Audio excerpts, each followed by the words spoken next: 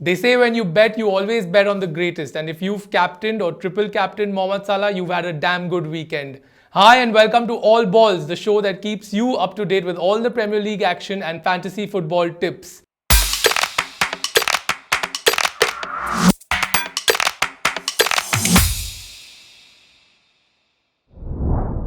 We are reviewing all the matches of game week 1. With me, obviously, is Rahul Bell sitting ever so straight. Once bitten, twice shy, my friend. I understand. So, Liverpool versus Leeds, 4-3, 7-goal thriller.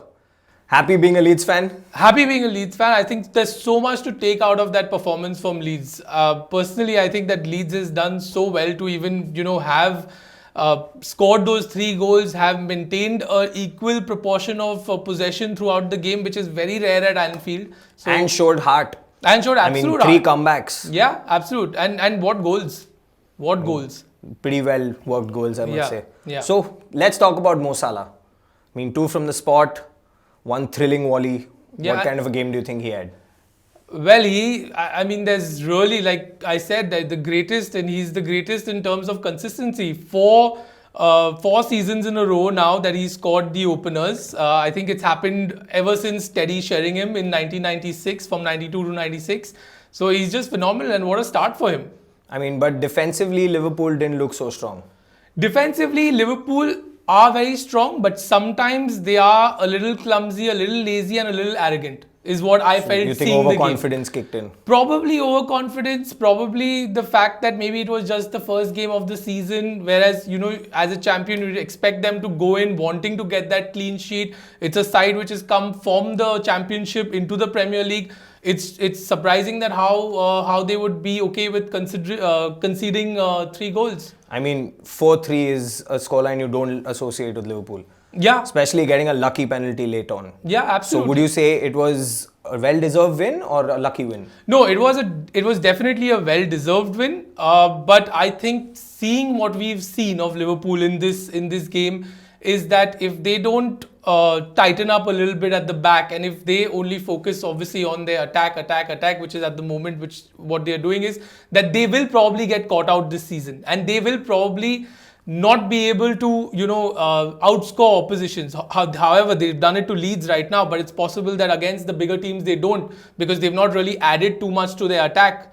And even here, it was a late goal which came in and got them the 3 points. That was pretty late. Yeah. Rodrigo with the error. A debut to forget. Yeah. Quite honestly. Yeah. Coming to Leeds, what do you make of their performance? Well, I think Leeds, as we discussed, the last time, Leeds is they've done so well in just matching up to Liverpool. At least till the 70th minute, or it was 3-3, and I just feel that they will take on. At some point, they will be a handful for the smaller teams in the league, maybe the mid-table teams also.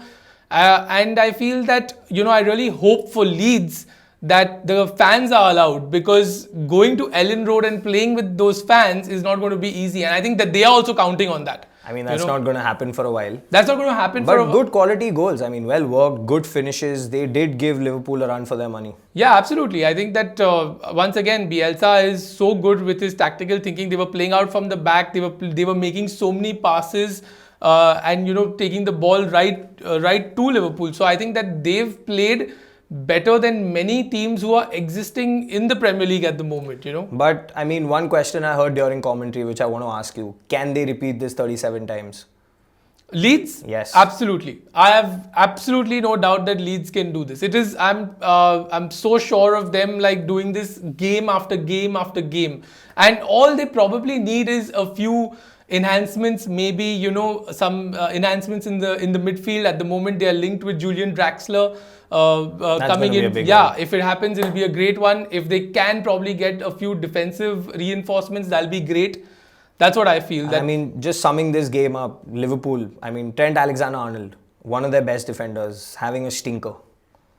Well, it's the first game. Trent is outstanding, as we all know, and I'm sure that Liverpool will get their shit together probably. And so you see Leeds doing well from here on. I see Leeds doing well for sure. There's a lot to take out of this performance. Hopefully Rodrigo gets better on the other side. Absolutely. Speaking of Liverpool having a weak defence, their next opponents, Chelsea, I mean, away from home, have put 3 goals past Brighton without playing their best football. What do you think about that? Yeah, I mean, you tell me, how do you think about the new signings which Chelsea? What do you think about the Werner and Havertz debut? I was pretty excited about it. I mean, Havertz was, of course, he's not trained and stuff with the team, so he was a little slow coming in. Werner, I feel like, many people have an opinion of him drifting to the left rather than staying in the centre. I think Lampard will want him to stay more towards the centre. But Chelsea, nowhere close to their best. I mean, the midfield needs to be sorted out. Loftus-Cheek, I don't think coming back after a year was having his best game. And the defence really needs to be worked on. Thiago Silva needs to come back. And what do you think about Reece James? Because I thought that Reece James had a great game. Frankly, if you ask me, I thought that Havertz, he didn't have a shot on goal, he didn't have any assists or anything. But I think his positioning was bang on for being, a 21-year-old. Where he was, and I think for a little bit of time Chelsea were playing the 4-4-2, if I'm not mistaken, with Mount on the left, with Kante and Jorginho in the middle, and Havertz far right, and there was Loftus-Cheek who was playing. That was a little surprising to me. I mean, I just feel that Chelsea need to get Mount and Havertz more towards the centre. Right. For them to be more effective. Yeah. Havertz obviously did not have that much of an impact of the game. Yeah. Except for that one run where he lost the ball and he tracked back. I think that was his moment. But, I mean, Chelsea do need to tighten up at the back, especially with their goalkeeper. Yeah, but Kepa is horrendous. Yeah, Kepa is horrendous. I somehow feel that, Chelsea, they were playing Brighton. I think the possession was around 47-53. It just makes me worry about Chelsea. I mean, I really I think that they missed the fact that they didn't have Kovacic, and with Kovacic coming into that midfield, it'll really make them a little more tighter, help them to keep more possession. I mean, he also helps Kante screen the defense. Right. I mean, if you talk about possession, Brighton also had 13 shots with 3 on target. Yeah. And with Kepa's record of letting in 9 from the last 13 he's faced which are on target, I mean, that's something for Lampard to worry about. That is a worrying factor. Because and it's really, really hard to see Chelsea doing better than last season unless and until they replace their goalkeeper. Yeah, they need to. And they need Thiago Silva in, as soon as possible. Yeah. While Christensen and Zuma had a great game. I thought that also, actually. But I still feel they lack that leader, which they will get in Thiago Silva. Probably maybe improve Kepa's performances. Yeah. But I don't think Brighton played too badly. Got unlucky with Lallana. Yeah. I mean, not played a full game since 2017 May. Yeah. Just came into Brighton from Liverpool, getting injured in the first half. True. So I think he's a little unlucky there. But overall, I think Brighton played well. Lamptey had a great game on the right. Lamptey had a great game on the right.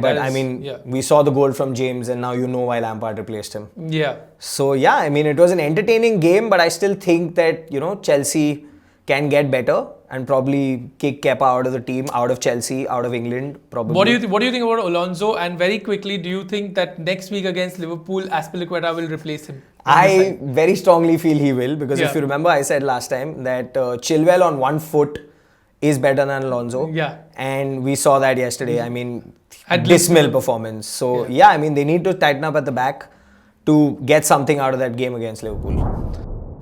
So moving on to our next game, one I really don't want to talk about, even though it does not include Arsenal, but is Crystal Palace versus Southampton. Zaha with his 50th goal, Walker-Peters with a VAR red card turned over, but honestly there's nothing much to talk about that game. Total waste of time. So we will move on to the next game. So from one boring team to another, Arsenal beating Fulham away from home, 3-0. Bright smile on your face. Want to punch me? Repeat the score one more time. 3-0. Say it again. 3-0. Thank you. Okay. What do you think? Happy? Went to sleep well? Went to sleep very well. Very happy. Not getting overexcited. I think we should be happy that victories like these become routine victories over the period of the season. Yeah. But you didn't start off too well. I mean, Fulham kind of had you by the balls in those first 3 minutes.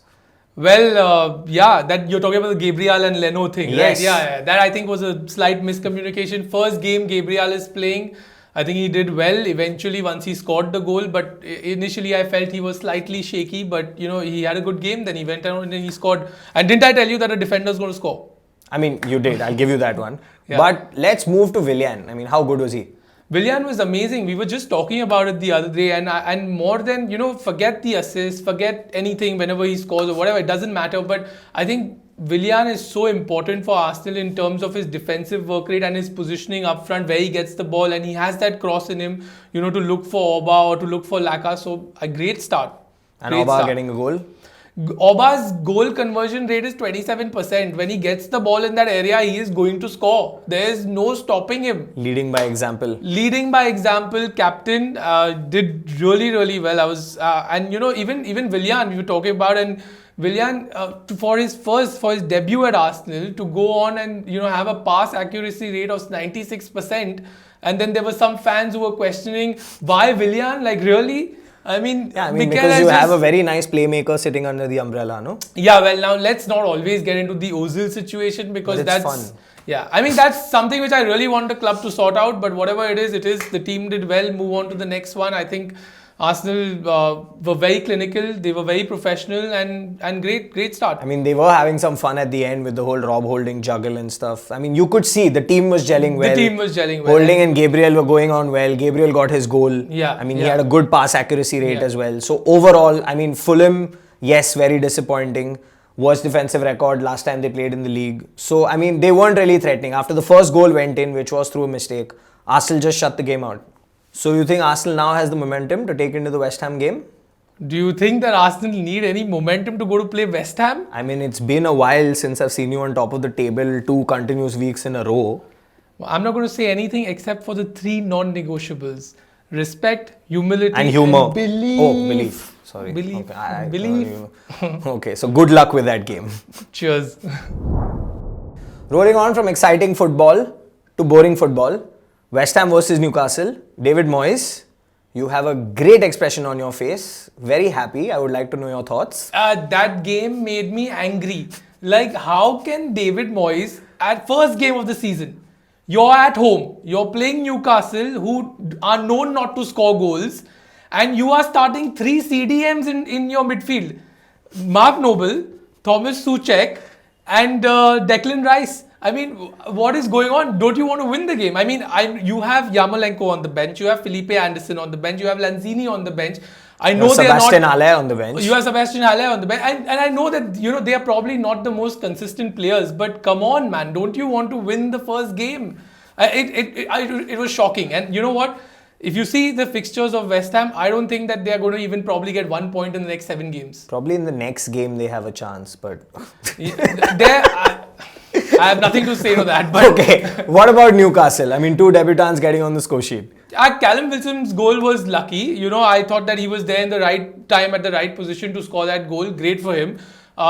Jeff Hendrick was a goal again, which was on the counter. So what I'm trying to say is basically Newcastle never did anything and West Ham never did anything. But West Ham never looked like scoring because they didn't have anybody to create or any pace or anything. Every time West Ham were on the counter, it was Mark Noble with the ball. Where is he going to go? Back. Where is he going to go? Yeah. So overall, you just hate David Moyes. No, I just think that it's a very pessimist way to start the season. And to make a team selection like that. Don't you agree? It is, but I did think Newcastle played better. They had more pace. They had the better signings. Yeah. And they got their goal, so they deserve the win. That's exactly what I'm saying. That first game of the season, you have to rely on your squad. You have class players, probably, and you just have to use them. So David Moyes, if you're listening, we have a fan. Moving on to West Brom versus Leicester, 3-0 to Leicester at the Hawthorns. What's your thoughts? Jamie Vardy! My fantasy pick saved me in head-to-head. That was actually a good pick. A lot of people didn't go for Vardy because of his price. I'm surprised why. He has 6 in 5 versus West Brom. Yeah, it's true. I really don't know why people haven't picked him. No, he saved a lot of people's fantasies. I can definitely... he surely saved Leicester's fantasies and Brendan Rodgers' fantasies because that was a bad end to last season. He needed to start strong. Speaking of which, how do you think Leicester played? I think they were pretty clinical. The debutant Castagna got his goal. Vardy got 2. Yeah. And I think they were solid at the back. But Soyuncu coming back kind of helped that. NDD was playing centre back and I found him a little shaky when he started off. But I think that is something you'll find when you have a midfielder playing there. Because it's that little difference between holding back as a centre back or having the midfielder's instinct to go and nick the ball off the striker, where as a centre back you might get caught out. But I think they were good enough at the back. Justin had a good game. Mendy had a good game in midfield. And yeah, I mean, up top, I don't know. I'm a little divided on this one because I feel that West Brom didn't have too much to offer also going forward. Probably. And I think that Leicester, again, they're missing Ricardo, they're missing Maddison, they're missing a few players who are really important for them.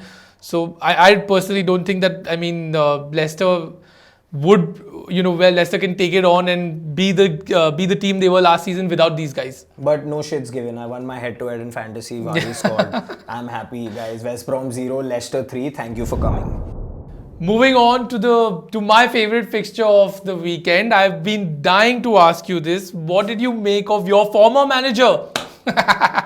Of Jose Mourinho. Of Jose Mourinho. The defensive mastermind. Yeah. I don't know what he was doing. I do not understand what Spurs were doing. They're at home.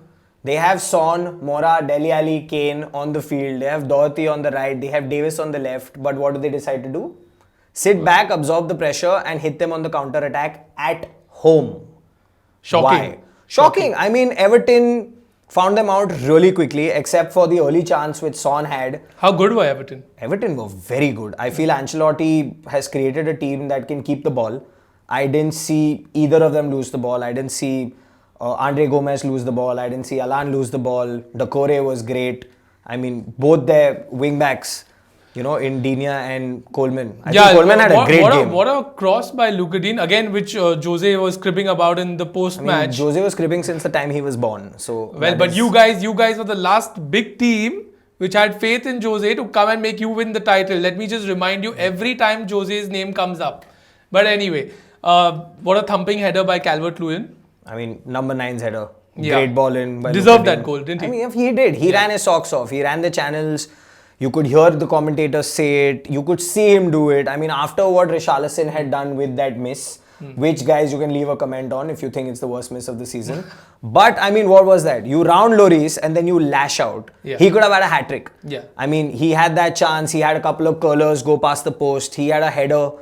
I mean, which he should have done better with. He's the fake Brazilian. I mean, he's a shit Brazilian. You never see a Brazilian Yeah, miss he's that. a shit Brazilian. He's the next David Luiz. No, but honestly, I mean, Everton, Andre Gomez, Doucouré moving in front, Alan sitting behind. They honestly put on a show, man, and I think that they'll do so well and in contention for Europe probably this season. The most important thing is while these guys have the ball, you have James playing those cut-through passes. Yeah. I mean, he retained the ball well. Yeah. Good comeback for him. Football after a long time. Competitive football after a long time. Yeah. So I think he was pretty solid with the ball. Didn't lose it that often. I mean, I just feel that probably Everton could get in another striker. Yeah. To support him. Yes, to support Calvert-Lewin. Maybe to push Richarlison also. I mean, to push Richarlison, yes, he plays on the left. He can play in the middle. Yeah. But after that game, I don't know. But they do have the young Moise Kean and they do have Bernard who's on the bench. I think overall he's built a great squad. He's built a great squad. I still feel they need a striker. Take nothing away from them and give nothing away to Jose. Yeah. I mean, if from all or nothing, I could take all from him and give him nothing because he was absolute shit at home. In the post-match, he did blame them also. He said, thank you very much to Amazon for featuring us. But we are so happy that we have our intimacy back in the dressing room. And I was shocked that, he's taking a dig not only at Amazon, but he's taking a dig at even his chairman, Daniel Levy. He'll probably blame his next loss on less air in the ball. No presence of ball boys. He was cribbing about the placement of... He was, and it wasn't too far. And even then, I mean, you have defenders. Normal. Defend that ball. Do not crib after the ball's gone in. I know he did it, even when he was at United, at Chelsea. But he's that kind of guy. They say, the special one always does something in the second season. I think he has. He's done enough to get his ass fired. Yeah, I mean, see, we'll get to that. The next question was probably that which I was going to ask you. But the thing is, now the reporter asked him that in All or Nothing in episode 1, you told the boys y'all are too nice and are not nasty enough. You did the same in episode 9, but what did you do today? He was too nice. He said, Everton, kindly come, whack my ass off, keep the ball, I do not want it, I will score on the counter. Okay. And he didn't. I mean, Pickford had a couple of good saves. Yeah. But apart from that, I didn't see Spurs steal the ball, nick the ball off Everton. Everton kept the ball great. Andre Gomez went into Xavi mode. So yeah, I mean, overall, Everton dominated that game. Yeah. And I just see them going upwards. I mean, with James coming into form, probably getting a couple of assists and goals under his name, I think they'll be doing well. As for Jose, bottom half probably, hopefully. He gets Yeah, fired. that's what I was coming to actually. That now, do you think that he's going to last the season? I don't think he's going to last the season. It's too early to say where Spurs will finish. I hope they don't finish in the top half. Not because I hate Spurs, but because I hate Well, that works for me very well. being an Arsenal fan. Yeah, but you're top 100%. of the table. I mean, probably he'll come to you next season. Humility. Humor. Anyway. Our last game in this roundup, Sheffield versus Wolves. Wolves off to a flyer, 2 goals in 6 minutes. Raul Jimenez with a banger. Ballsy call though by Nuno, keeping Neves and Jota on the bench. Just one question, Rohan. Raul Jimenez, 45 goals, 100 appearances since he's joined Wolves. How has this player not gone to a bigger club? Do you think he's going to go to a bigger club next season? I don't think actually he's going to go. I think he's very comfortable playing under Nuno. I think he's very comfortable playing for the owners of Wolves. The Mexican striker has done amazing since he's come into the Premier League. I think he's very happy at Wolves. So Great goal though. Great goal, great finish. That's a great cross by even Podence from the left. Wolves just so organized, man, in the front. I mean, they were off the blocks and got off to a flyer. Great start to the season for them. So guys, an exciting end to the first week of games in the Premier League. 8 games played, 6 away victories, 23 goals scored. Arsenal surprisingly still on top. Do join us in our next episode where the Manchester teams are back. A lot more games to talk about, bigger games to talk about. Shush! But yes, do like, share, subscribe, follow us on Instagram. Stay safe.